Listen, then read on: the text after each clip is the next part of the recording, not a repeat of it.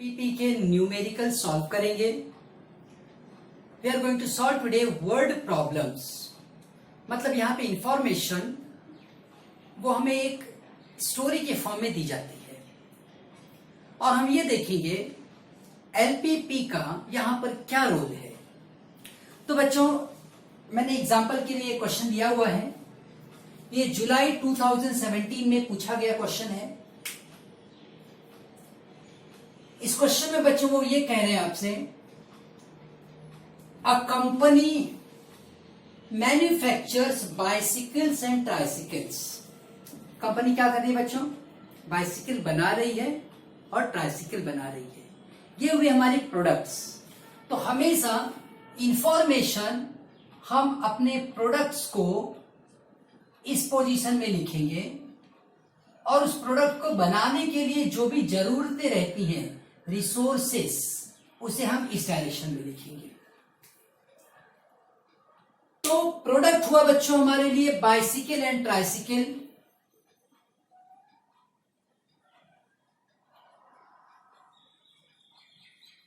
हम जानते हैं बाइसिकल आप सब चलाए होंगे और जब बहुत छोटे होंगे तब ट्राइसिकल 3 पहिए वाली जो गाड़ी रहती है वो चलाए होंगे। तो बाइसिकल एंड ट्राइसिकल ये कंपनी बनाती है। क्या बनाती है कंपनी? Bicycles and ट्राइसिकल्स। और उसके लिए क्या जरूरत है वो है रिसोर्स। तो देखो ये क्या कह रहे हैं हमसे, a company manufactures bicycle and tricycle each of which must be processed through machine A and machine B. तो ये हुआ उस कंपनी के अंदर रखी हुआ रिसोर्स जो है machine A and machine B. तो हम अपने रिसोर्स को यहां लिख लेते हैं, machine A and machine B.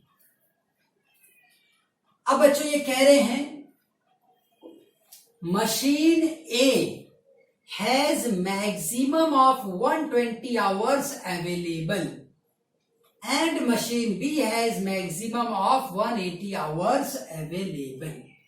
Maximum machine A को जो हम यूज कर सकते हैं वो कितना देर हम यूज कर सकते हैं बच्चों? 120। उसको हम यहां लिख लेंगे। और मशीन बी के लिए था 180, उसे मैं यहां लिख ले रहा हूं। ठीक है ना?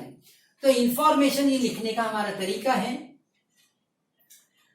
Manufacturing a bicycle require 6 hours on machine A and 3 hours on machine B। Bicycle 6 hour and 3 hours हो गए बच्चों, है ना? उसने खुद कहा है तुमसे, manufacturing a bicycle requires 6 hours on machine A and 3 hours on machine B। तो हमने लिख लिया भाई, मशीन ए के लिए बाइसिकल अगर बना रहे तो 6 आवर्स लगेगा और मशीन बी का कितना आवर में यूज करेगा? 3 आवर्स। अब उसके बाद manufacturing a tricycles requires 4 hours on machine A and 10 hours on machine B. तो 4 आवर एंड 10 आवर, ये इस तरीके से बातें हुई। अब इसके आगे बच्चों, if the profits are 180 for bicycle and 220 for tricycle. तो यहां पर प्रॉफिट है भाई 220, यहां पर है 220 और यहां पर कितना है प्रॉफिट? 180। ये प्रॉफिट हुआ 180 for bicycle and 220 for tricycle. अब यहां से कह रहे हैं बच्चों की formulate and solve the LPP to determine the number of bicycle and tricycle that should be manufactured in order to maximise the profit. तो बच्चों इस तरह से यहां पर क्वेश्चन पूछा जाएगा।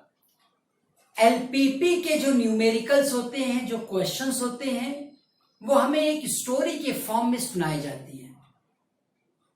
ये कोई भी क्वेश्चन हो, कोई भी क्वेश्चन, हर एक क्वेश्चन में कुछ प्रोडक्ट होंगे और कुछ रिसोर्स होंगे। ध्यान से आप सुनो बच्चों, जितने भी प्रोडक्ट्स होंगे वो हम इस तरह से लिख लेते हैं और जितने रिसोर्स होते हैं उन्हें हम इस तरह से लिख लेते हैं। ये हुए प्रोडक्ट, हमेशा आप इसी अलाव में लिखना, इसी तरह से, और इस तरह से क्या लिखोगे, रिसोर्स। अब बच्चों बाइसिकल के बारे में वो बता रहे थे कि भाई मशीन, दो तरह की मशीनों में से प्रोसेस करना पड़ रहा था। तो मशीन ए में 6 आवर कंज्यूम करेगी एक बाइसिकल, और मशीन बी में उसे रखना पड़ेगा 3 आवर के लिए। ये इस तरीके से उन्होंने कंडीशन बताए। वैसे ही ट्राइसिकल के लिए कंडीशन बताए। एक और बात पे आप ध्यान दो, उन्होंने एक और कंडीशन बताई कि मशीन ए का मैक्सिमम जो आप यूज कर सकते हो वो है 120 आवर। अब बच्चों कोई कहेगा कि भाई ये हमारी मशीन है, हम चाहे जितना देर यूज करें, अच्छी बात है। अब ये तो हमारा ही पेट है, हम चाहे जितना खा लें, ऐसा नहीं होता है। आप कितना खाएंगे उसका एक लिमिट है। तो एक समय में आप उस चीज का कितना यूज कर सकते हो उसका एक लिमिट है। हर मशीन को अगर उसके कैपेसिटी से बियॉन्ड आप यूज करते हो तो बच्चों ऐसे कंडीशन में डेफिनेटली वो मशीन खराब हो जाएगी। तो बच्चों मशीन ए का एक और कंडीशन दिया है कि भाई आप उसे मैक्सिमम कितनी देर यूज कर सकते हो, 120 आवर। कोई कहेगा नहीं मेरी मशीन है, मैं जितनी चाहे उतनी देर यूज करूं। अच्छी बात है भाई, आपकी मशीन है, आप यूज करिए, लेकिन उसकी अपनी एक लिमिट होती है। उसके बियॉन्ड जब आप यूज करोगे तो उसके पार्ट्स खराब हो जाएंगे और फिर उसका कंपनी को नुकसान उठाना पड़ेगा। कार होती हैं, व्हीकल्स होती हैं, उसको भी तो सर्विसिंग के लिए लेके जाना पड़ता है। उसी तरह से इस मशीन का भी मैक्सिमम आप कितना यूज करेंगे उसका एक लिमिट होता है, और वो लिमिट यहां पर रखा गया है 120 आवर्स का। इसके बाद बच्चों मशीन बी के बारे में वो बात कर रहे हैं कि उसकी मैक्सिमम अवेलेबिलिटी है 180 आवर्स टोटल। बाइसिकल जो है वो आप 180 रुपीस के प्रॉफिट में बेच रहे हो पर साइकिल, और इस ट्राईसाइकिल को भी 220 रुपीस के प्रॉफिट पर आप बेच रहे हो। अब बच्चों सीधी सी बात है, कंपनी एक साइकिल और एक ट्राईसाइकिल तो नहीं बनाएगी। तो हम ये मान लेते हैं कि चलो इसने X बाइसिकल और Y ट्राइसिकल बनाया। अब इसी के हिसाब से इस कंपनी को होने वाला प्रॉफिट तय होगा।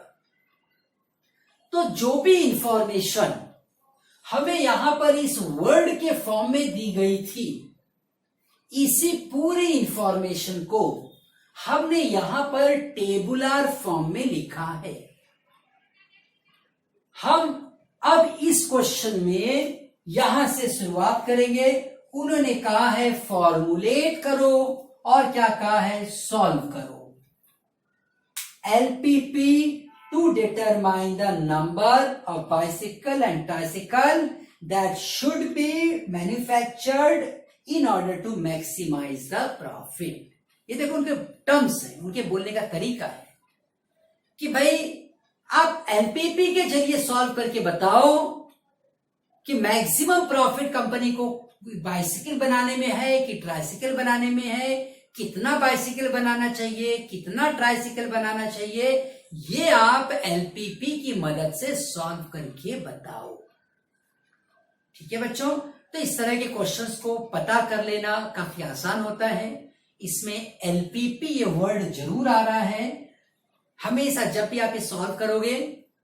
और भी कई टॉपिक है जैसे वहां पर भी मैक्सिमा मिनिमा ऐसा वर्ड आएगा, लेकिन एलपीपी के क्वेश्चन में आपको एलपीपी लिखा हुआ आराम से दिख जाता है और उसकी कंडीशन देखकर आप समझ जाते हो कि मुझे इसे एलपीपी के ही मेथड से सॉल्व करना है।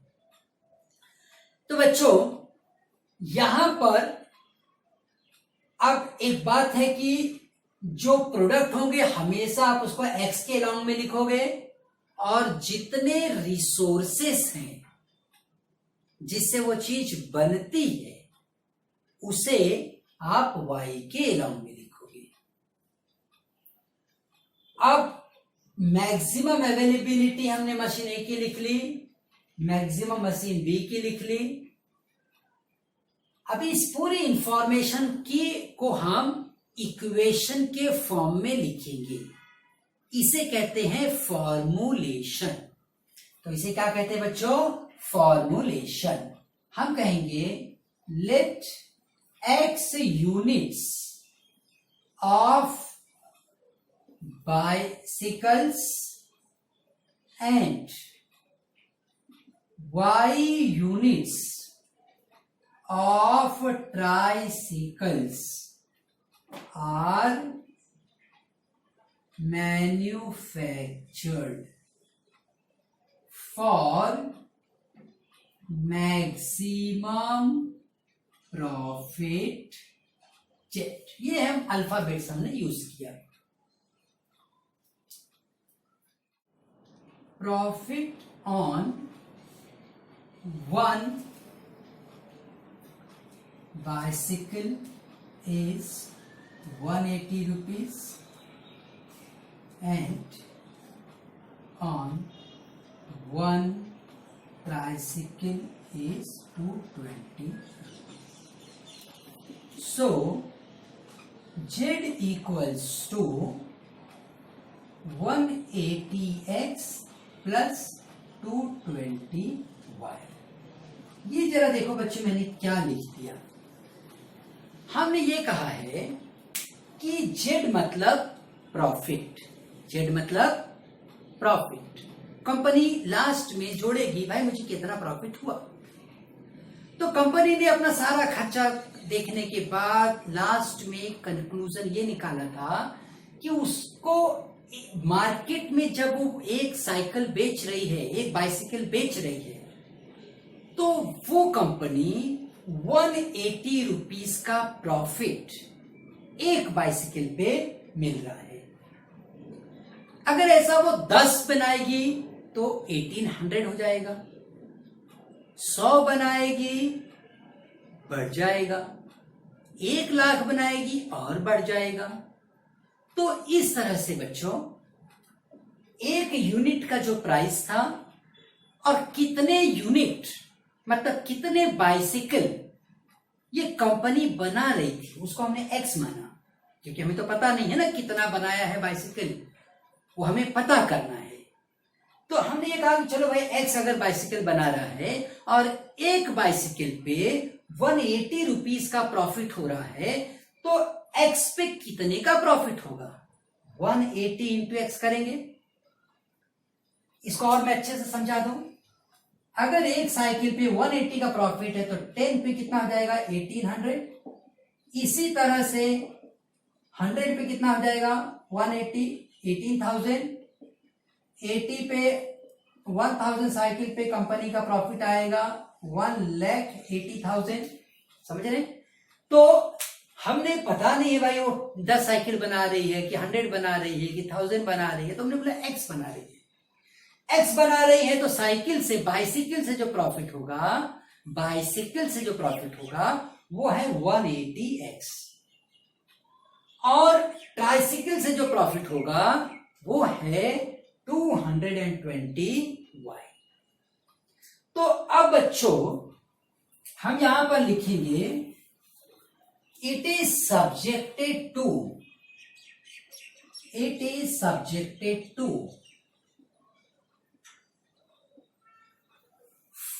Following constraints. देखो मैंने क्या वर्ड यूज किया, it is subjected to following constraint. Constraint का मतलब होता है लिमिटेशन। कंपनी कितनी देर मशीन यूज करेगी, कितने उसके पास मैन पावर है, कितना रिसोर्स है, ये सब उसके एक लिमिटेशन होते हैं।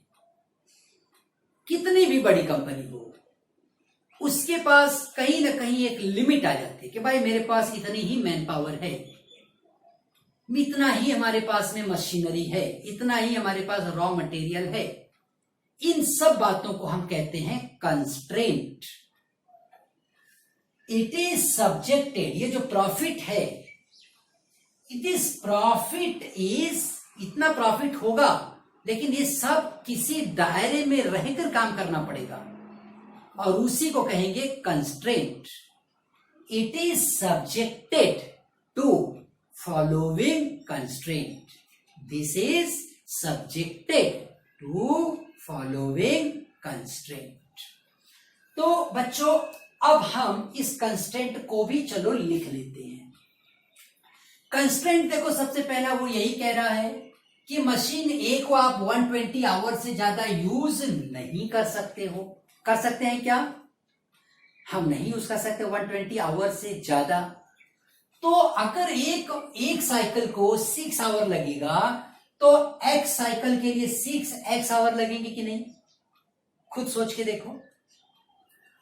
और उसी तरीके से एक ट्राइसिकल के लिए अगर 4 आवर लग रहा है तो y ट्राइसिकल के लिए 4y लगना चाहिए।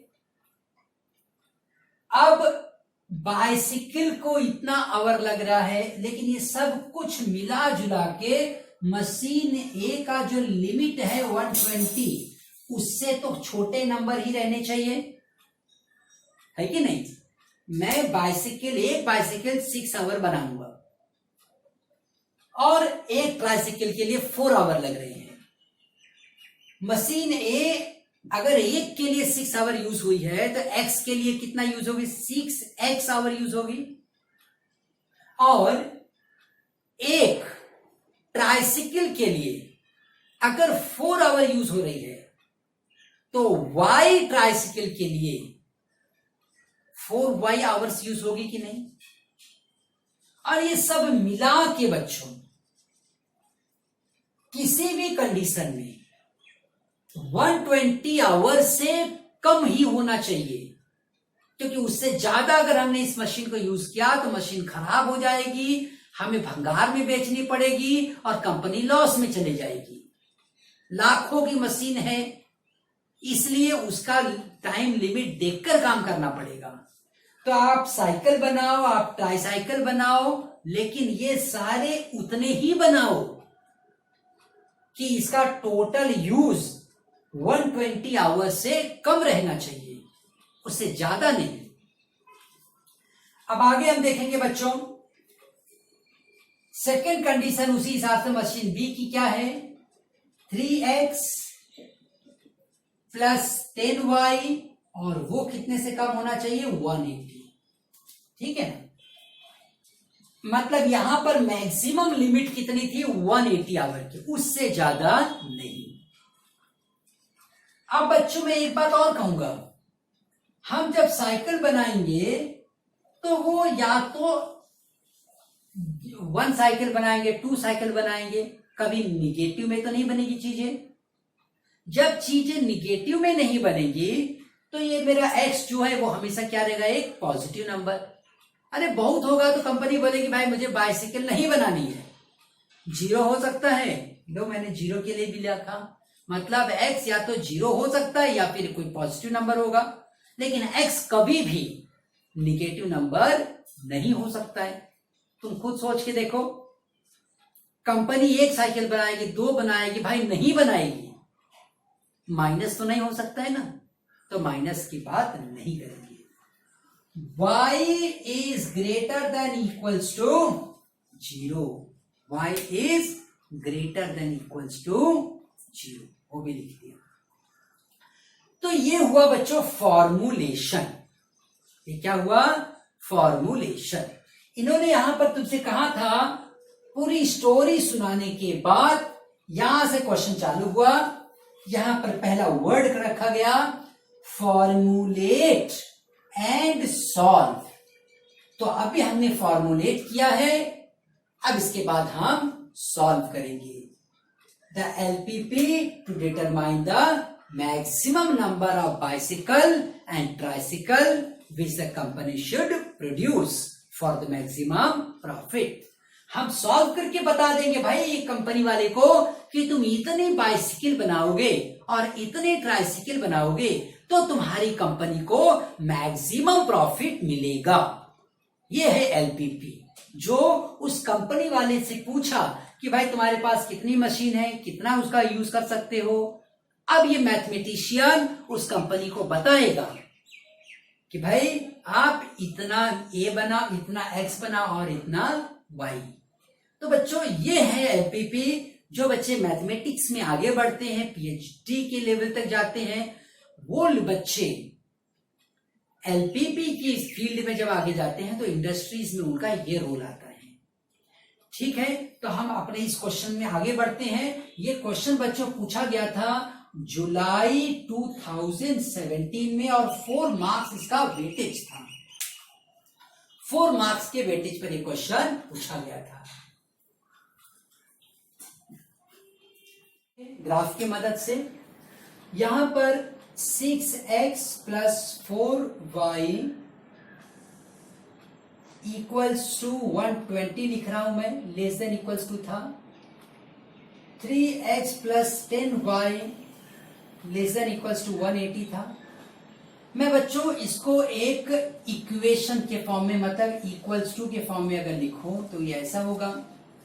अब मुझे यहां पर 2 पॉइंट पता करने हैं बच्चों, तो एक छोटा सा रफ वर्क करके पहले हम पॉइंट पता कर लेते हैं। 6x प्लस 4y इस 120 को यहां ले लो, 120 इक्वल्स टू 0 हुआ। कंपेयर करो ax plus by plus c equals to 0 से। a की वैल्यू आ गई 6, b की वैल्यू आ गई 4 और c की वैल्यू आ गई -120। माइनस c की वैल्यू हो गई बच्चों 120।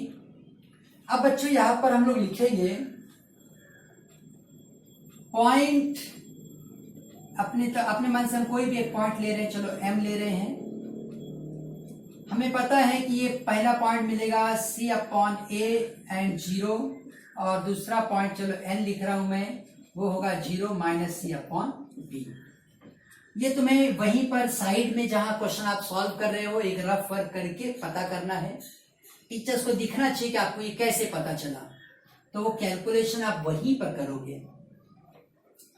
माइनस c की वैल्यू कितनी है 120, a की वैल्यू कितनी है 6 एंड 0, तो 6 2 जा 12, m की वैल्यू मिल गई 20 एंड 0। उसी तरह से 0 माइनस c की 120 वैल्यू लिखो, b लिखो, 4 3 जा 30 आ गई, n मिल गया मुझे 0 एंड 30।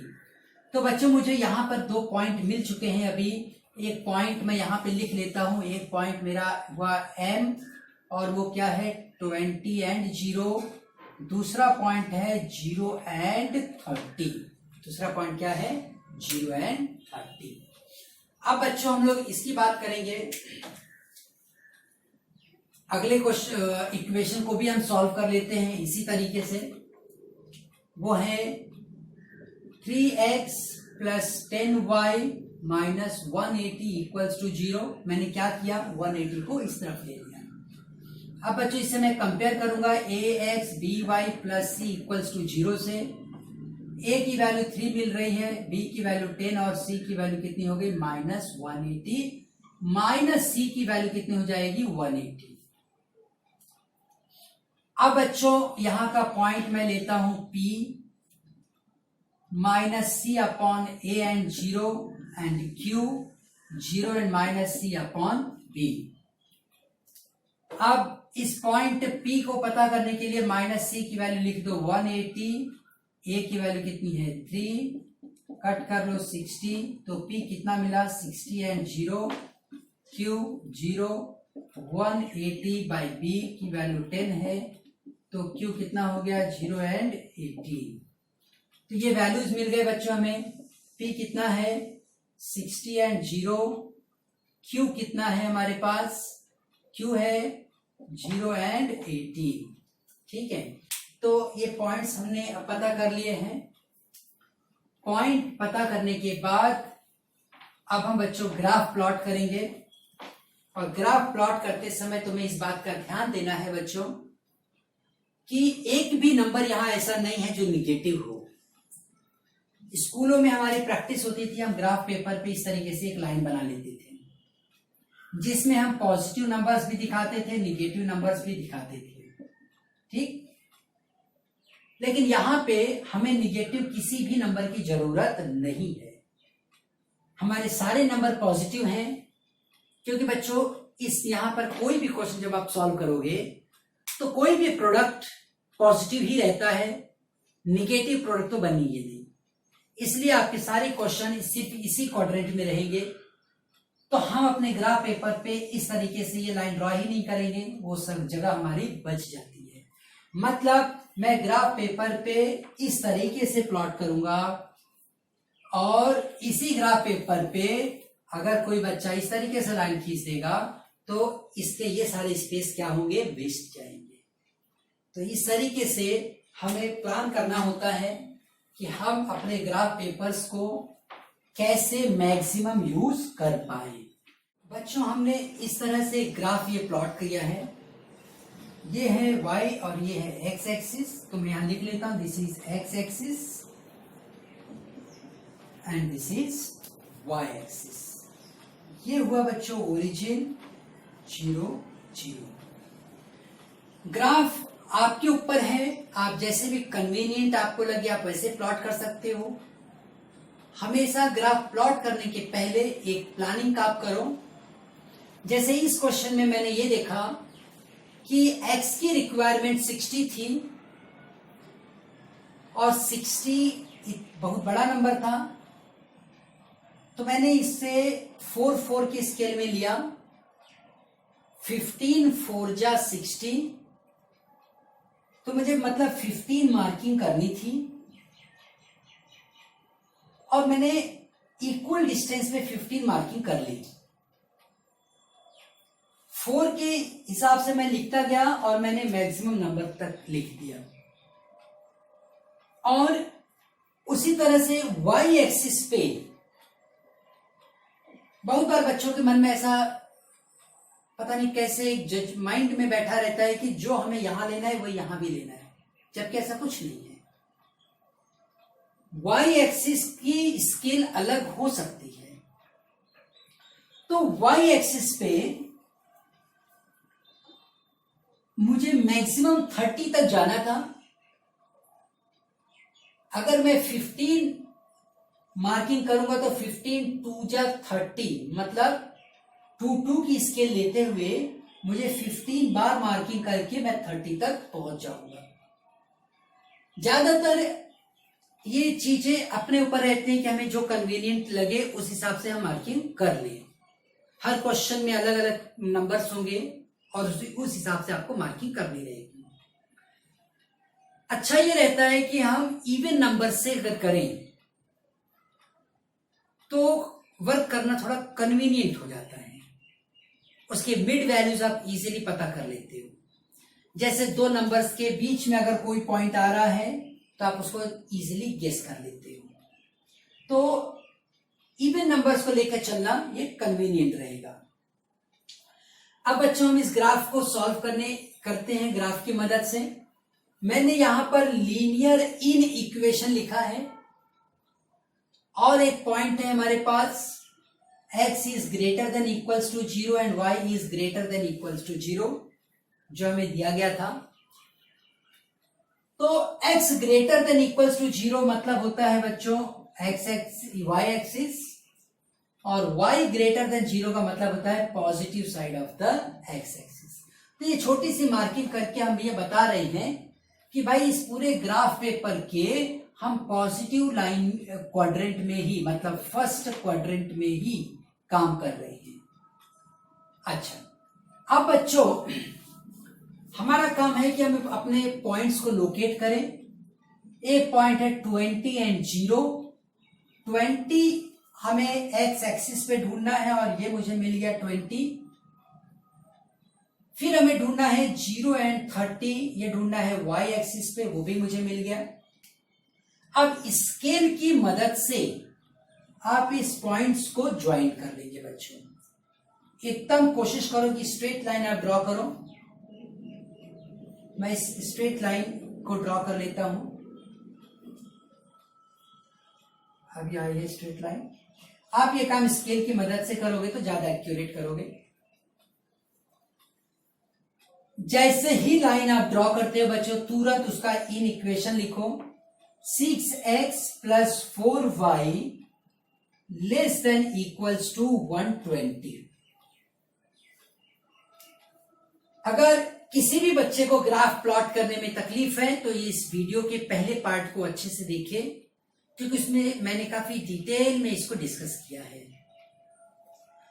अब बच्चों हम यहां पर मार्किंग करेंगे, 0 0 पुट करोगे, 0 0 लेस देन 120 है ना। देखो 6x plus 4y less then 120, 0 0 जब पुट करोगे 6 इंटू 0 4 इंटू 0 लेस देन 120 है ना। हम यहां पर ओरिजिन का पॉइंट रख के चेक करते हैं कि भाई ये किस साइड को रिप्रेजेंट कर रहा है, ओरिजिन साइड कि नॉन ओरिजिन साइड, इस तरफ को रिप्रेजेंट कर रहा है कि उस तरफ को रिप्रेजेंट कर रहा है। हम यहां से पॉइंट ले लिए, 0 0 पुट कर दिए, 6 इंटू 0 हुआ, 4 इंटू 0 हुआ, लेस देन 120, 0 लेस देन 120। ये सोचो करेक्ट स्टेटमेंट है। इसका मतलब ये लाइन इस तरफ के ओरिजिन साइड के ही पॉइंट्स को रिप्रेजेंट कर रही है। तो अब जब कभी भी बच्चों आप एक लाइन ड्रॉ करते हो, तुरंत उसका इन इक्वेशन लिख लो, तुरंत मार्किंग कर लो। उसके बाद 3x 10y लेस देन 180 है। क्या है बच्चों? 3x 10y लेस देन 180 है। ये कितना है? 60 एंड 0। ये कितना है? 0 एंड 18। अब मैं इन दोनों पॉइंट को ज्वाइन कर लेता हूं बच्चों। आप स्केल की मदद से ही इसे हमेशा ड्रॉ करना, कभी रफ हैंड नहीं यूज करना। एकदम स्ट्रेट लाइन लिया करो। तुरंत मैं यहां पे लिख रहा हूं अभी इन equation 3x plus 10y less than equals to 180। बच्चों जैसे ही 3x plus 10y less than equals to 180 है, जैसे ही हम इसकी वैल्यू पुट करेंगे, हम यहां पर 0 0 रख के देखते हैं कि भाई हमें क्या आंसर मिल रहा है। x की जगह पे 0 और y की जगह पे 0, तो दोनों 0 ही हो गए। 0 लेस देन 180 आया और सही बात है। तो ये ग्राफ भी ओरिजिन के ही साइड की बात कर रहा है, ऐसा हम मार्किंग करके बता देते हैं। अब बच्चों हम यहां पे ऐसे एरिया को ढूंढेंगे जो दोनों लाइनों के कवर में आ रहा हो। ये वाली एरिया पे अगर मैं बात करूं P1 पॉइंट की, तो P1 जो पॉइंट है वो इसके कवर में आ रहा है, लेकिन इसके कवर में नहीं आ रहा है ना, क्योंकि इसकी लाइनिंग ही यहां से शुरू हो रही है। आपको ध्यान से देखो, यहां पर लाइन है, बोल रही इसके आगे से हमारा काम चालू होगा, हमारा एरिया इधर से चालू होता है। मोबाइल नेटवर्क की लैंग्वेज में अगर बोलूं तो इनका नेटवर्क यहां के बाद से पकड़ रहा है और उनका नेटवर्क यहां पे पकड़ रहा है। लेकिन अगर यही बंदा इस जगह आकर खड़ा हो जाए तो दोनों जगह नेटवर्क पकड़ रहा है। यहां पे इसका नेटवर्क इस लाइन के नीचे पे है, इसका नेटवर्क इस लाइन के अंदर है। इसका मतलब ये हुआ बच्चों, ये वाला जो रीजन है, इस रीजन में दोनों लाइनें, दोनों तरह का नेटवर्क आ रहा है। अब जब ये दोनों के अंडर में आ रहा है ना, यही एरिया आप ध्यान से देख लेना, ये इतना कट ऑफ कर रहा है, क्योंकि ये पॉइंट यहां का काफी इंपॉर्टेंट है। इसे हम कहते हैं feasible region. Feasible region, feasible region का मतलब ये होता है बच्चों, एक ऐसा रीजन जहां पे आप बिजनेस ऑपरेट कर सकते हो। कोई भी बिजनेसमैन जब तक अपने फिजिबल रीजन में ऑपरेट करेगा, कम प्रॉफिट होगा, ज्यादा प्रॉफिट होगा, लेकिन कभी भी उसका बिजनेस फ्लॉप नहीं होगा। तो बच्चों मैं यहां पे देख रहा हूं 4, 8, 12, 16, 20 यहां के रेंज थे। अब इसमें किसी भी पॉइंट पे आप काम करो, उस कंपनी का कभी भी लॉस नहीं होगा। इसे हम कहते हैं फिजिबल रीजन। हर बिजनेस का एक फिजिबल रीजन होता है, एक बाउंड्री होती है। जब तक वो बिजनेसमैन अपने उस बाउंड्री में काम कर रहा है, उसका कभी भी वो बिजनेस फ्लॉप नहीं होगा। और जिस दिन उस बाउंड्री को क्रॉस किया उसने, उसका लॉस होगा, वो बिजनेस बंद हो जाएगा। इतना ही नहीं बच्चों, इस पॉलीगॉन, ये एक पॉलीगॉन है, इस पॉलीगॉन में एक वर्टेक्स हमें दिख रही है। इस वर्टेक्स में किसी भी एक, जैसे यहां पर मैं इस पॉइंट को नाम दे देता हूं, यहां पर इसको हमने नाम दिया था M, ओरिजिन तो ऑलरेडी O है, और उसके बाद इस 18 वाले पॉइंट को हमने क्या कहा था, Q। इस पॉइंट को हम लोग एक नाम देते हैं R। अब सॉरी, अब इस किसी भी एक पॉइंट पर बच्चों जब वो बिजनेस ऑपरेट किया जाएगा, तो इसी वर्टेक्स का ही कोई पॉइंट होता है जो मैक्सिमम प्रॉफिट देगा। वो पॉइंट M भी हो सकता है, R हो सकता है, या Q हो सकता है। ये तो खैर 0, 0 की बात कर रहा है। तो बच्चों हमें M की वैल्यू पता है, Q की वैल्यू पता है, लेकिन R की वैल्यू हमें पता करना है, और ये हमारे लिए कोई टफ नहीं है। अगर ग्राफ पेपर है तो आप ग्राफ की मदद से ही देख सकते हो, नहीं ग्राफ पेपर है तो कोई बात नहीं, आप ये दोनों लाइंस को सॉल्व कर सकते हो। ये देखो मेरी लाइन कौन सी क्या थी बोलो, इस लाइन का इक्वेशन था 3x + 10y = 180, और इस लाइन का इक्वेशन क्या था, 6x + 4y < 120। मैं इक्वेशन लिख रहा हूं ना बच्चों, इसलिए मैंने इक्वल की साइन पुट करी, वो अपने सॉल्व करने के लिए खाली। अब अगर मान लो मैं इसमें 2 मल्टीप्लाई कर देता हूं, तो ये बन जाएगा 6x + 10y = 6x + 20y = 360 divided by 6x + 4y = 120। ये आप वहीं पे सॉल्व करोगे, इस पे कोई मार्क्स आपको नहीं मिलने वाला है, लेकिन आप वही सॉल्व करो ताकि टीचर को पता चले कि ये R की वैल्यू आपने कहां से कैलकुलेट की। अब माइनस कर लो, ये कैंसल हो गया, ये आ गया 16y है ना, 20 - 4 किया, और ये वैल्यू आ गई 0, ये आ गई 4, ये आ गई 3 - 1 that is 2। So y 240 divided by 16। तो अब जैसे हम डिवाइड करते हैं बच्चों, 8 2 जा 16, 8 3 जा 2 से कट कर दो 15, y की वैल्यू कितनी आ गई 15। जैसे ही बच्चों तुम्हें y मिला, बाकी के नंबर्स तुम तुरंत पता कर सकते हो। जैसे मैं पहले वाले इक्वेशन में पुट कर देता हूं, यहाँ पे पुट कर रहा हूं, 3x + 10y = 180 है, 3x + 10 y कितना था 15 था, तो 3x कितना हो गया 180 - 150, तो 3x कितना हो गया बच्चों 30, x कितना हो गया 30/3 कट कर दो 10 हुआ, x कितना आया 10। तो आर की वैल्यू मिल गई मुझे 10 एंड 15। अब बच्चों ये वैल्यूज पता करने के बाद, इस सारी वैल्यूज को पता कर लेने के बाद हम ये देख रहे हैं कि अगर पॉइंट आर पे बिजनेस ऑपरेट किया जाए, मतलब 10 बाइसिकल, एक्स की वैल्यू कितनी आ रही है 10 और वाई की वैल्यू कितनी आ रही है 15, मतलब बाइसिकल 10 बनाए जाएं और ट्राइसिकल 15 बनाए जाएं तो कितना प्रॉफिट होगा।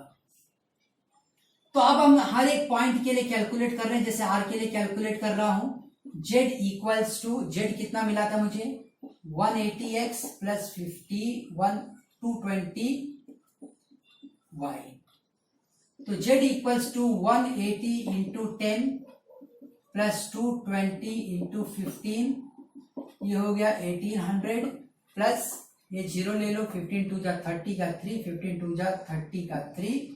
अब इसे हम प्लस कर लेते हैं बच्चों, डबल जीरो आने दो, 8 एंड 3 11 का 1, 3 1 4 एंड 5, 5100 रुपीज का प्रॉफिट कहाँ मिल रहा है बच्चों आर पे।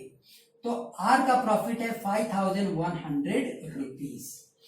अब इसी तरह से ये सारे कैलकुलेशन आपको वही करना है। तो पहले आर पे हमने बात कर ली, फॉर आर हमें कितनी वैल्यू मिल रही है 5100। उसके बाद हम बच्चों क्यू पर बात करते हैं। क्यू का पॉइंट कितना है 0 एंड 18, मतलब कंपनी ने बाइसिकल बनाना बंद कर देना चाहिए और ट्राइसिकल खाली बनाना चाहिए, ये इस पॉइंट क्यू का कहना है। तो देखते हैं क्या इस तरीके से उसको प्रॉफिट होगा क्या कंपनी को। 180x plus 220y, 180 into 0, 220 into 18, ये 0 हो गया, 18 0, 18 2 जा 36, 3, 18 2 जा 36 और ये 39, 3960। तो अगर इस मॉड्यूल में काम किया गया, इस प्लानिंग से काम किया गया, तो प्रॉफिट होगा सिर्फ और सिर्फ 3900 रुपीज का। तो यहां पर आर पर जो प्रॉफिट हुआ है बच्चों इतने का हुआ। क्यू पॉइंट क्यू, आर क्या था पॉइंट हमारा, आर का वैल्यू था 50 10 एंड 15। अब क्यू का वैल्यू कितना है 0 एंड 18, और इस पर हमें कितना प्रॉफिट मिल रहा है बोलो 3960 रुपीज, ये मिला। उसके बाद बच्चों तुम एम पॉइंट पे कैलकुलेट करो। यहां पर जगह कम है इसलिए मुझे बार बार मिटाना पड़ रहा है, बट आप जब सॉल्व करोगे सारी चीजें टीचर्स को दिखनी चाहिए।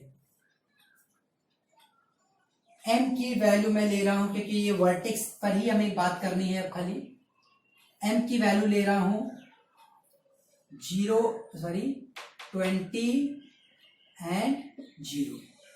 पॉइंट एम क्या कह रहा है कि खाली बाइसिकल बनाओ, ट्राइसिकल बनाओ ही मत। तो जेड की वैल्यू तुम जानते हो, जेड कितना है 180x plus 220y,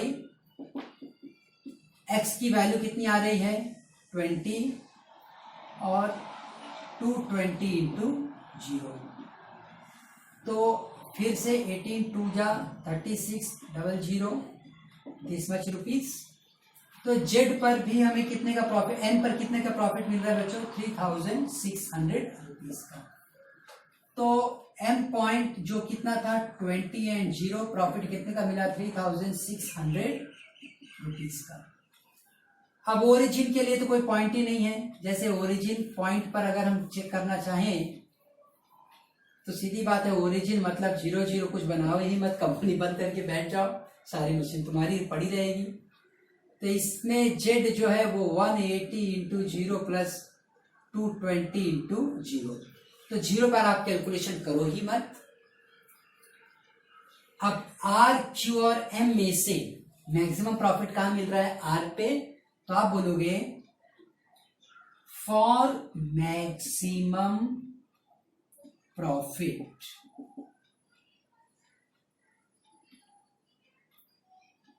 company must manufacture. X equals to 10 and y equals to 15, that is 10 units of bicycles and 15 units of tricycles. और इसे जरूर से जरूर आप ब्रैकेट में कर दो, ठीक है। तो इतना करने पर बच्चों आपको पूरे 4 मार्क्स मिलते हैं। तो डेफिनेटली थोड़ा लेंथी क्वेश्चन जरूर है ये, लेकिन अगर हम एक बार अंडरस्टैंड कर लेते हैं, ऐसे 4-6 क्वेश्चन कर लेते हैं, तो रात को 12 बजे भी उठा के कोई पूछे तो बच्चे धड़ाधड़ करके दिखा देते हैं। तो ये सबसे इजी टॉपिक भी है। ऑफ कोर्स शुरुआत में थोड़ा टफ लगेगा बच्चों को, लेकिन कुछ पॉइंट्स जो मैंने बताए हैं उसका आपको इसमें ध्यान रखना है। सबसे ज्यादा कंफ्यूजन बच्चों को होता है इस इंफॉर्मेशन को लिखते वक्त, तो उसका एक गोल्डन रूल बच्चों आज मैं तुम्हें बता रहा हूं, जो कि सॉल्व करते वक्त भी मैंने कहा था कि कभी भी जो रिसोर्स है उसे आप वाई एक्सिस के अलोंग में लिखो इस तरीके से, और जो भी उस रिसोर्स को यूज कर रहा है उसे आप इस तरीके से लिखो। रिसोर्स का मैक्सिमम कितना है वो लिख लो, बाकी की इंफॉर्मेशन लिख लो, और फिर तुम्हारे लिए इक्वेशंस प्लॉट करना बहुत आसान हो जाएगा। और लाइंस ड्रॉ करना, ग्राफ में यूज करना, ये सब हमने स्कूल से सीखा हुआ है, 9th-10th में सीखते हैं बच्चे, तो ये काफी इजी हो जाता है। एक बार खाली थोड़ी सी प्रैक्टिस करनी होती है। तो जैसे कंस्ट्रक्शन वाले क्वेश्चन बच्चे बड़े आराम से कर ले जाते हैं, कॉन्फिडेंट रहते हैं कि मार्क्स मुझे मिलेगा ही मिलेगा, तो वैसे ही एलपीपी है बच्चों। तो 6 to 7 मार्क का इसका वेटेज, और काफी इजी है। प्रैक्टिस करो, और भी ऐसे क्वेश्चंस को हम अगले वीडियोस में सॉल्व करेंगे। So by that time stay home, stay safe, and keep on practicing. All the best.